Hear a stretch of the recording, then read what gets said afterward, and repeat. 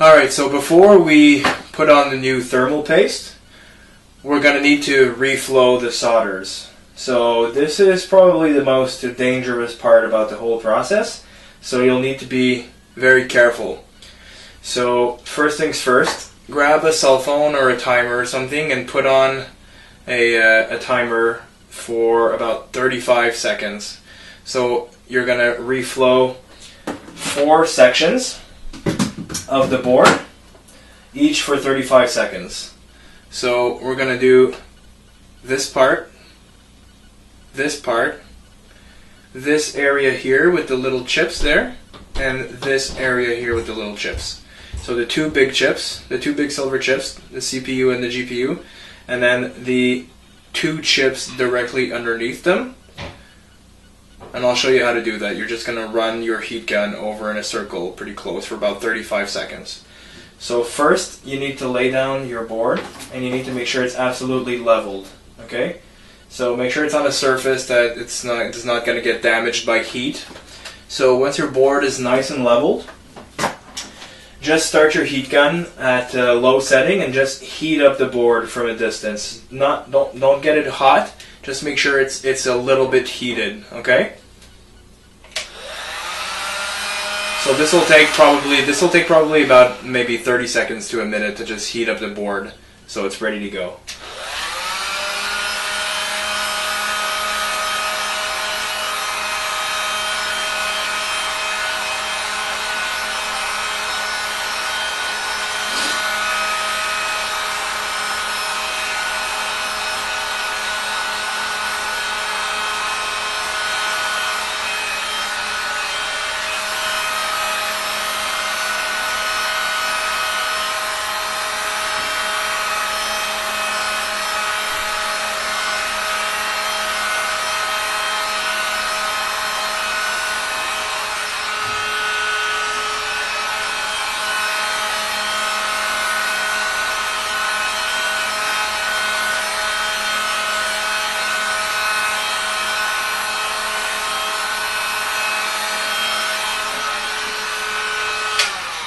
Okay, so just touch your board. Make sure it's nice and warm, but not too hot. And now you're ready to go. So what we're going to do, we're going to start our timer. I'm going to run the gun maybe a few centimeters from the surface. You're going to run it in circles for 35 seconds on each of the 4 sections, okay? So here we go.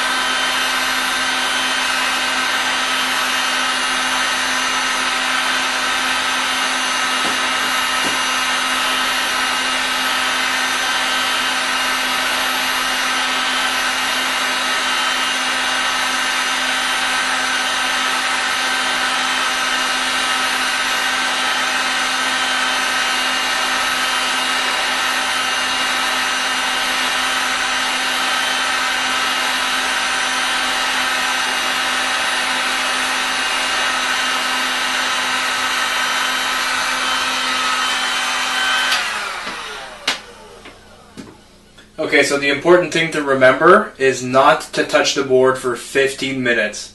Do not touch the board at all. It needs to remain absolutely flat and still, or else you're going to permanently damage your motherboard. So just leave it be, put on a timer for 15 minutes, and come back in 15 minutes and we can apply the thermal paste.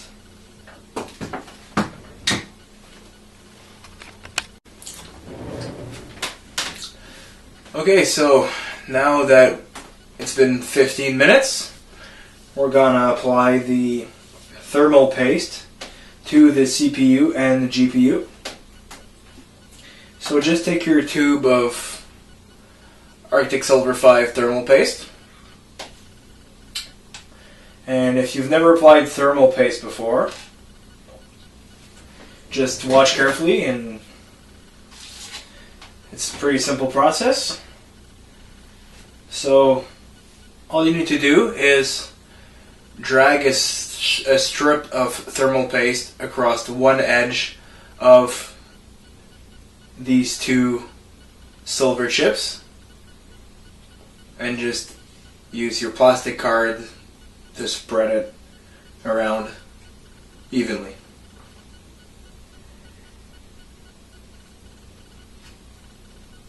So nothing too big, just like a tiny little row from corner to corner, like that. If you get some on your hands, don't worry about it. You can clean it off with Goo Gone after. So you just grab a flat edge of your card and you just sort of press on it and drag your card, and you'll see that the thick gray paste is gonna sort of spread from one edge to the other. Make sure that you cover the entire chip and that you don't leave any spots exposed. So you can go in one direction and you can go in another direction.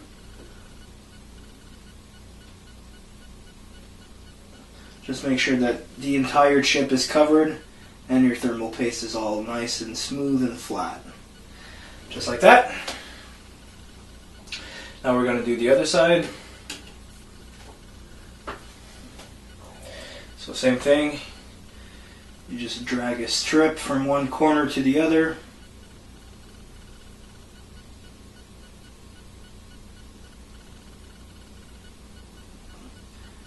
There you go. Now make sure you don't use too much, because then it's just going to spill over the edges when you put the heatsink back on.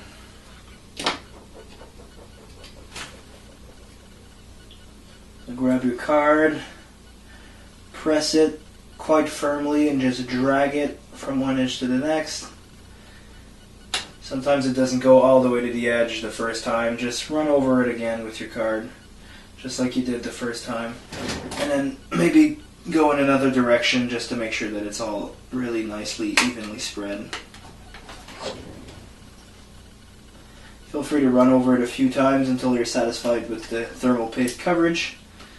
Make sure that it's all nice and flat and that you don't see any exposed metal. Okay, there you go. I'm just going to quickly wash my hands. So now the thermal paste is applied. We're going to put the heatsink back on it. Make sure that your pads are in place like I showed you earlier. Otherwise you're going to have a lot of problems when you turn your PlayStation on.